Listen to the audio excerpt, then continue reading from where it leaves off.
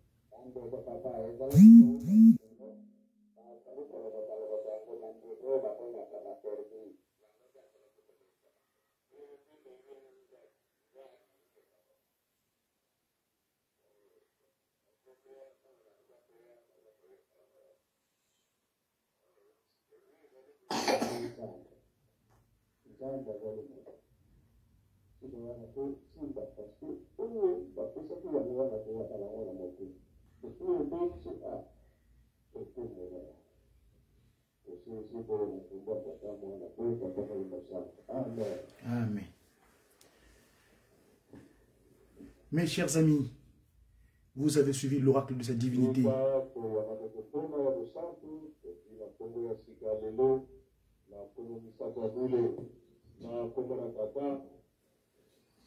Joseph. Voilà, ouais.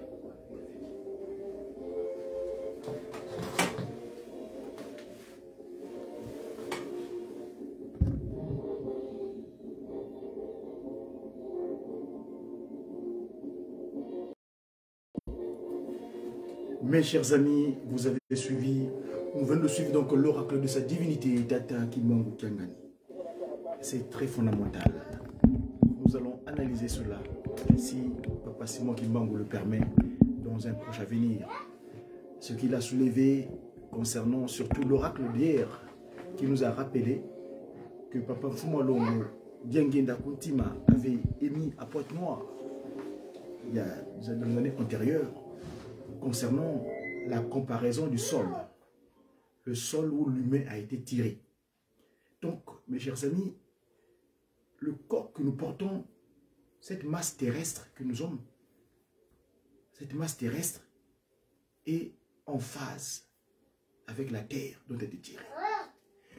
Le cantique de Koureki qu'avait chanté à un moment donné lors de la préparation des Congo, les hommes kimongistes, les kimongistes, lors de la pardon des Èves, faisaient allusion de la terre. La terre était la première source. La terre était le témoin de cette malédiction. Dans le mot malédiction, c'est-à-dire une diction qui est mal. Le cantique là dit Monototo.